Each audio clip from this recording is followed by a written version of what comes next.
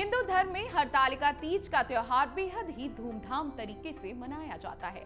करवा चौथ की तरह ही हरतालिका तीज का त्योहार महिलाओं के लिए आपसी प्रेम, विश्वास और आस्था का अनोखा उत्सव है। अखंड सुखद दाम्पत्य की कामना का यह पर्व भाद्रपद माह के शुक्ल पक्ष की तृतीया को मनाया जाता है, जिसे विशेष रूप से पति की लंबी उम्र और समृद्धि के लिए रखा जाता है। इस दिन माता पार्वती और भगवान शिव की विशेष रूप से पूजा आराधना की जाती है। इस पावन अवसर पर कुछ विशेष कार्य करने हैं और कुछ कार्यों से बचने की सलाह दी जाती है। आइए जानते हैं कि हरतालिका तीज के दिन आपको क्या करना है और क्या करने से बचना है, और आपको कौन से शुभ मुहूर्त में हरतालिका तीज की पूजा करनी है। तो सबसे पहले जान लेते हैं हरतालिका तीज का पूजा मुहूर्त। हरतालिका तीज वाले दिन यानी 6 सितंबर को पूजा का शुभ मुहूर्त सुबह 6:02 से 8:33 तक का रहेगा। इस समय में व्रती महिलाएं पूजा न कर पाएं तो वह शाम को सूर्यास्त होने के बाद प्रदोष काल शुरू होने पर भी पूजा कर सकती हैं। इस दिन सूर्यास्त का समय शाम 6:36 पर है। इस समय व्रती महिलाएं समूह में बैठकर हरतालिका तीज की व्रत कथा सुने और पूजा करें। हरतालिका तीज के दिन अभिजीत मुहूर्त 11:54 का रहेगा और जो कि दोपहर 12:44 तक रहने वाला है। हरतालिका तीज के दिन कुछ ऐसा समय भी है जिस बीच आपको भूलकर भी पूजा नहीं करनी। जी हाँ, हरतालिका तीज की पूजा राहु काल में कभी भी नहीं करनी चाहिए। इस दिन राहु काल सुबह 10:45 पर है, जो कि दोपहर 12:19 तक रहेगा। आपको इस बीच पूजा आराधना नहीं करनी है। चलिए अब जान लेते हैं हरतालिका तीज के दिन आपको क्या क्या करना है। सबसे पहले स्नान ध्यान करके आपको 16 श्रृंगार कर तैयार हो जाना है। हरतालिका तीज के दिन सुबह जल्दी उठकर स्नान करना और पवित्र वस्त्र धारण करना बेहद शुभ माना जाता है।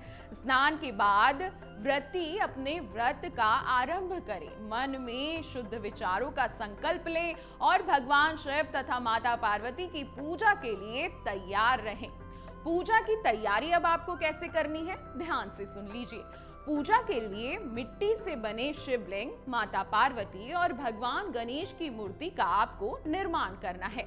उन्हें किसी विद्वान ब्राह्मण से आप ले भी सकते हैं। इन्हें पूजा स्थल पर आपको स्थापित करना है। साथ ही गंगा जल से स्नान कराकर विधि पूर्वक पूजा करनी है।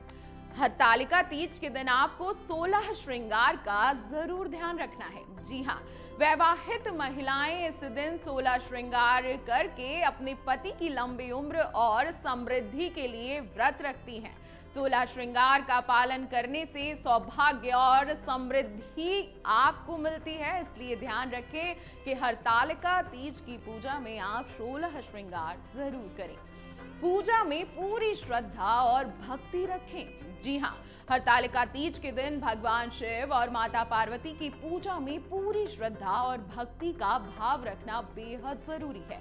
पूजा के दौरान शिवलिंग का अभिषेक दूध, दही, शहद, घी और शक्कर से करें और मन को साफ रखें। सच्चे मन से शिव जी और पार्वती जी की पूजा करें। कथा का श्रवण करना बहुत जरूरी है इस दिन। जी हाँ, हरतालिका तीज की पूजा के बाद हरतालिका तीज व्रत की कथा का आपको सुनना बेहद जरूरी है। कथा के माध्यम से माता पार्वती और भगवान शिव के विवाह की पवित्र कथा सुनाई जाती है, जो प्रेम का प्रतीक माना जाता है। इसका मूल कारण है कि आपको भी पता चले कि पार्वती जी ने शिव जी को कितनी तपस्याओं से पाया था। चलिए अब जान लेते हैं कि हरतालिका तीज के दिन आपको क्या नहीं करना है। जी हाँ, व्रत के दौरान आपको जल का सेवन करने से बचना है। हरतालिका तीज का व्रत निर्जला व्रत होता है, इसलिए इस दिन जल का सेवन नहीं किया जाता। यह व्रत कठिन माना जाता है और इसे पूरे स्मरण और नियम के साथ करना चाहिए।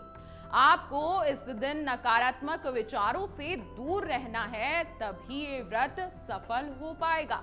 क्रोध, ईर्ष्या, द्वेष से आपको उस दिन दूर रहने की सलाह दी जाती है।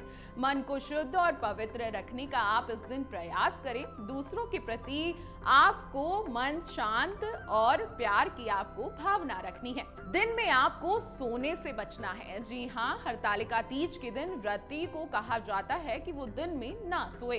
दिन में सोने से व्रत का फल कम हो जाता है, इसलिए इस दिन जागरण करें, भजन कीर्तन करें, व्यस्त रहें और भगवान का ध्यान करें। किसी भी प्रकार का इस दिन आपको झूठ नहीं बोलना।